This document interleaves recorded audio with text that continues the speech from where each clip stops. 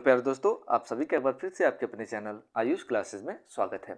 इस वीडियो में हम लोग देखेंगे क्लास 10 का जो महत्वपूर्ण गद्यांश है। ध्यान से देखिए, जितने भी आपके इम्पोर्टेंट गद्यांश है मैं इस वीडियो में क्या करूँगा, कवर करूँगा।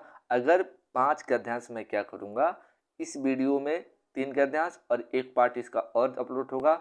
अगर ये 5 आप गद्यांश पढ़ लेते हैं तो आपका 5 नंबर एकदम पक्का होगा, ठीक है ना।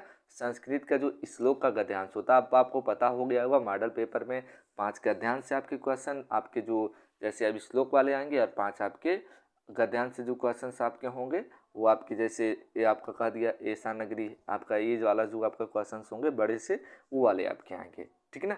तो हम लोग 10 नंबर आराम से क्लियर कर सकते हैं। तो बस आप लोग वीडियो में शुरू से लेकर अंत तक बने रहिएगा। तो चलिए हम लोग वीडियो को स्टार्ट करते हैं। तो पहला यहाँ पर देखिएगा महत्वपूर्ण हमने गद्यांश लिखा, मरणम मंगलम यत्र विभूषित, ठीक बाबू ना। तो इसका जो आपका है ये किस पार्ट से कैसे आपको संदर्भ लिखना है, कैसे आपको अनुवाद लिखना है, इस वीडियो को शुरू से लेकर अंत तक देखिए, आपको पूरा पता चल जाएगा, ठीक है ना। और इससे आपका बाहर क्वेश्चंस जाने वाला नहीं है।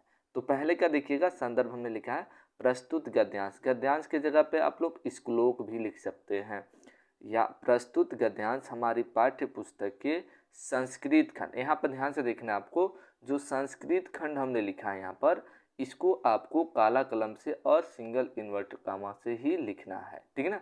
में संकलित वाराणसी, वाराणसी को भी काला कलम से आपको इन्वर्टेड कामा में ही लिखना है, नामक पाठ से लिया गया है और अंत में खड़ी फाइल कर देना है।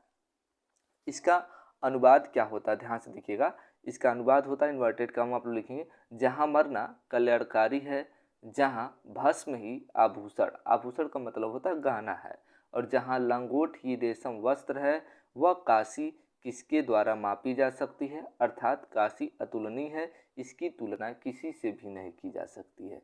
ये पहले का गद्यांश था। दूसरे का गद्यांश हम लोग देखते हैं, ध्यान से देखिएगा। यहाँ पर कह रहा अपदो दूरगामी च साक्षरो न च पंडित। तो प्रबुद्धो ग्रामीण आप लोग चैप्टर पढ़े होंगे, तो यहाँ से आप लोग का ये क्वेश्चन बहुत ही आपका इम्पोर्टेंट है, ठीक है ना। तो इसका संदर्भ आप लोग क्या लिखेंगे, प्रस्तुत गद्यांश। गद्यांश की जगह हमने बताया श्लोक भी लिख सकते हैं।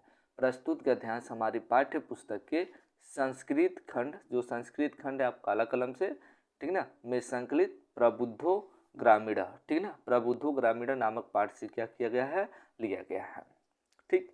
अब इसका अर्थ क्या निकालेंगे, इसका अनुपात इन्वर्टेड कॉमा लिखेंगे, बिना पैर वाला है, बिना पैर वाला है किंतु दूर तक जाता है, साक्षर है किंतु पंडित नहीं है, मुख नहीं है किंतु स्पष्ट बोलने वाला है, जो इसे जानता है वही पंडित ज्ञानी है। तो इसका आपका अर्थ था अनुवाद, ठीक है ना। तीसरा हम लोग देखते हैं, ध्यान से देखिएगा। आप लोग श्लोक भी याद कर लीजिएगा, पेपर में इसी में से आप कोई 2 श्लोक याद कर लीजिएगा, पेपर में आपके क्या होंगे 2 नंबर के श्लोक भी आएंगे, तो आपका वो कंप्लीट हो जाएगा, ठीक। यहाँ पर देखिएगा, सर्वे भवन्तु सुखिनः, सर्वे सन्तु निरामया, सर्वे भद्राणि पश्यन्तु, माँ कश्चित् दुःख भाग् भवेत्, ठीक है ना। तो ये क्वेश्चंस आपके हैं, ध्यान से देखिएगा। इसका संदर्भ है किस चैप्टर से लिया गया है, तो प्रस्तुत गद्यांश हमारी पाठ्य पुस्तक के संस्कृत खंड में संकलित भारतीय संस्कृति, भारतीय संस्कृति नामक पाठ से लिया गया है। इसका अनुवाद क्या होता है देखिएगा, सभी सुखी हो, मतलब मनुष्य की जिक्र कर रहा है, तो इसलिए कोष्टक में हमने मनुष्य लिख दिया, ठीक है। सभी सुखी हो, सभी निरोगी हो या रोगों से दूर हो, ठीक है ना, उसी को कहेंगे सभी का कल्याण हो और कोई भी दुखी का भागी न हो। तो ये आपका क्या था, अनुवाद थे। बाकी और अनुवाद हम लोग क्या करते हैं, इसी वीडियो में ही हम लोग देख लेते हैं उसको भी। तो ध्यान से देखिएगा, राइटिंग पर ना जाइएगा आप लोग, बस आपको ज्ञान से मतलब है, ठीक है ना। तो यहाँ पर ध्यान से देखिएगा, माता गुरुत्वा भूमि, इसको देखिएगा। इसका जो श्लोक है किस पाठ से, तो प्रस्तुत श्लोक हमारी पाठ्य पुस्तक के संस्कृत खंड में जीवन सूत्राणी, जो जीवन सूत्राणी है नामक पाठ से क्या किया गया है, लिखा गया। इसमें आप लोग पढ़े होंगे कि यक्ष क्या होता है, यक्ष आता युधिष्ठिर से कई क्वेश्चंस आपके पूछते हैं।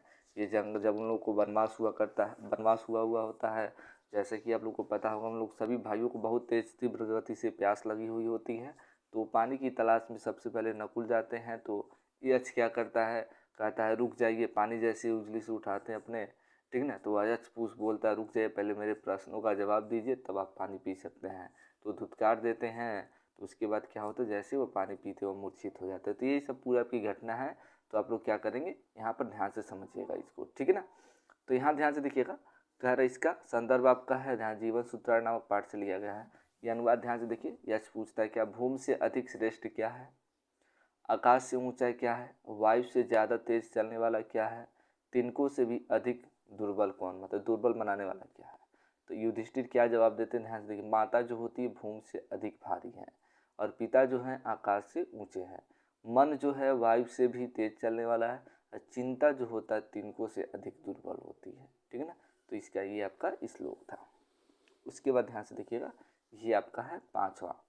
ये अगर 5 आप लोग पढ़ लेते हैं तो आपका समझिए 5 नंबर एकम रखा हुआ है, ठीक। तो मानम हित्वा प्रियो भवत क्रोधम हित्वा न सोचत, ठीक है ना।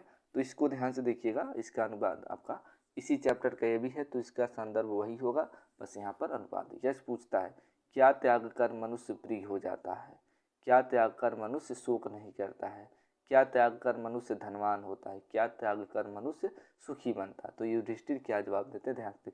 अभिमान त्याग कर मनुष्य प्रिय हो जाता है, क्रोध त्याग कर मनुष्य शोक नहीं करता है, कामना जो इसकी इच्छा होती है त्याग कर धनवान बनता है और लोभ छोड़कर सुखी बनता है।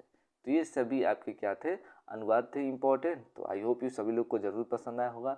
अपने दोस्तों के साथ भी शेयर करिए ताकि हिंदी में उनका भी ये 5 नंबर क्या हो जाए, कंप्लीट हो जाए। तो किस टॉपिक पर आपको हिंदी का वीडियो चाहिए तो नीचे आप लोग कमेंट बॉक्स में कमेंट करिएगा, ठीक है ना।